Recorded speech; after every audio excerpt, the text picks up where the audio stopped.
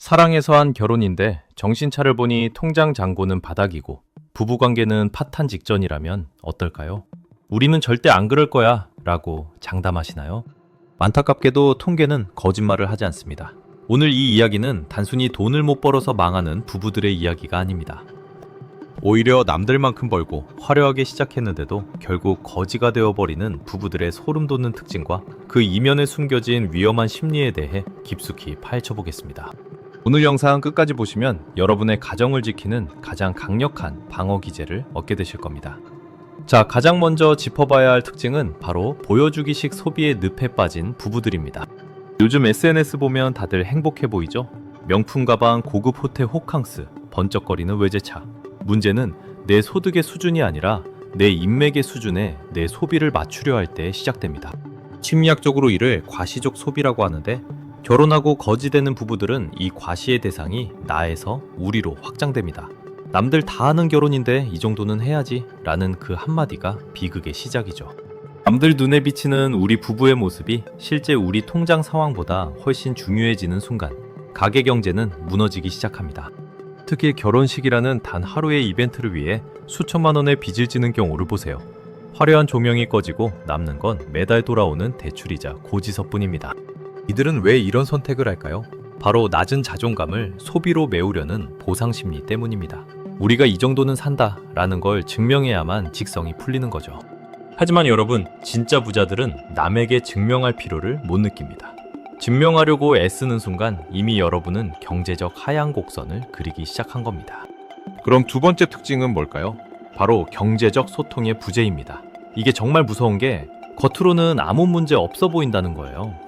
서로 얼마를 버는지, 어디에 얼마를 쓰는지 정확히 모르는 부부들이 의외로 정말 많습니다. 알아서 잘하겠지, 혹은 돈 얘기하면 싸우니까 라는 핑계로 경제적 대화를 회피합니다. 심지어 각자 돈 관리를 하면서 상대방이 얼마를 모았을 거라고 막연하게 추측만 하죠. 그러다 결정적인 순간 집을 계약하거나 큰 돈이 들어갈 일이 생겼을 때 뚜껑을 열어보면 서로 상대방이 돈을 모았을 거라 생각했는데 알고 보니 양쪽 다 잔고가 처참한 경우가 허다합니다. 이때부터는 경제적 문제를 넘어 신뢰의 문제로 번집니다. 배신감이 밀려오고 서로를 탓하며 싸우기 시작하죠. 돈이 없어서 망하는 게 아니라 돈에 대해 말하지 않아서 망하는 겁니다. 부부 사이에서 돈 이야기는 로맨틱하지 않을 수 있습니다. 하지만 가장 현실적인 사랑의 표현은 서로의 경제적 상황을 투명하게 공유하고 함께 미래를 설계하는 것입니다. 이걸 못하는 부부는 언젠가 반드시 경제적 파국을 맞이하게 됩니다. 자, 이제 세 번째 특징으로 넘어가 보죠. 바로 푼돈의 무서움을 모르는 태도입니다. 흔히 카페라떼 효과라고 하죠.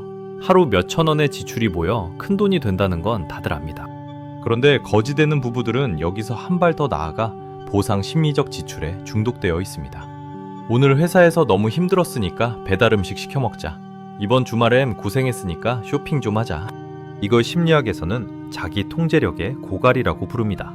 밖에서 에너지를 다 쓰고 오니 집에서는 합리적인 경제 선택을 할 에너지가 남지 않는 거죠.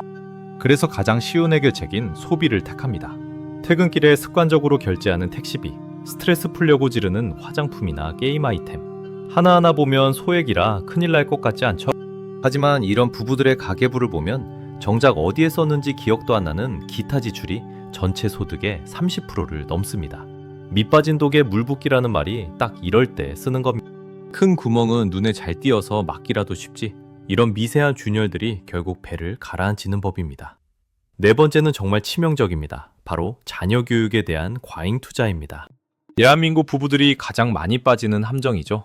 내 노후는 준비 안 돼 있어도 아이 학원비는 깎을 수 없다는 심리.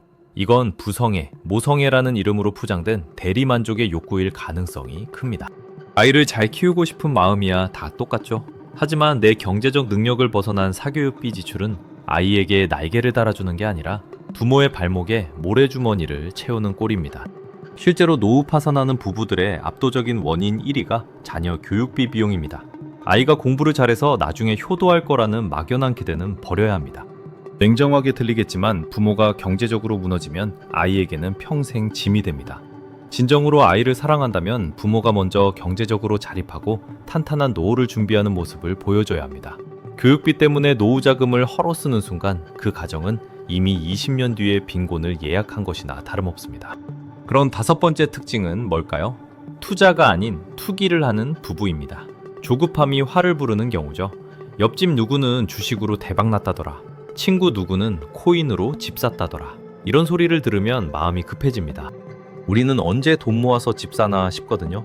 그래서 제대로 공부도 안 된 상태에서 영끌을 하거나 무리한 매버리지를 일으킵니다. 이들의 심리는 한 방에 역전하고 싶은 보상 심리입니다. 지금까지 성실하게 모으지 못한 것에 대한 후회를 무리한 베팅으로 해결하려 하죠. 하지만 시장은 냉정합니다.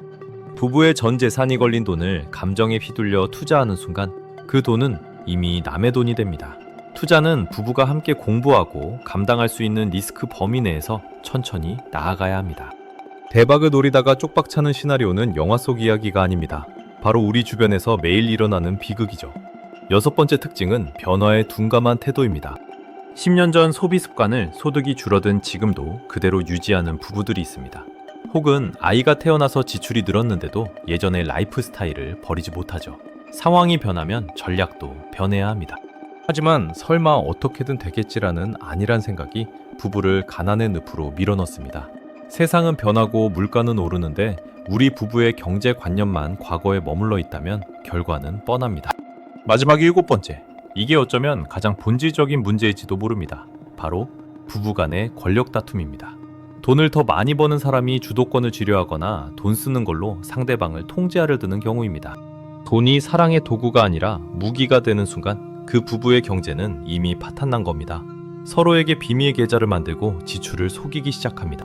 경제적 공동체라는 의식이 사라진 부부는 각자 도생하다가 결국 둘 다 가난해집니다. 자, 여기까지 듣고 나니 어떠신가요? 혹시 이거 우리 집 이야기인데? 하며 뜨끔한 부분은 없으셨나요? 사실 누구나 이런 실수들을 할 수 있습니다. 하지만 진짜 문제는 이걸 알고도 고치지 않는 고집입니다.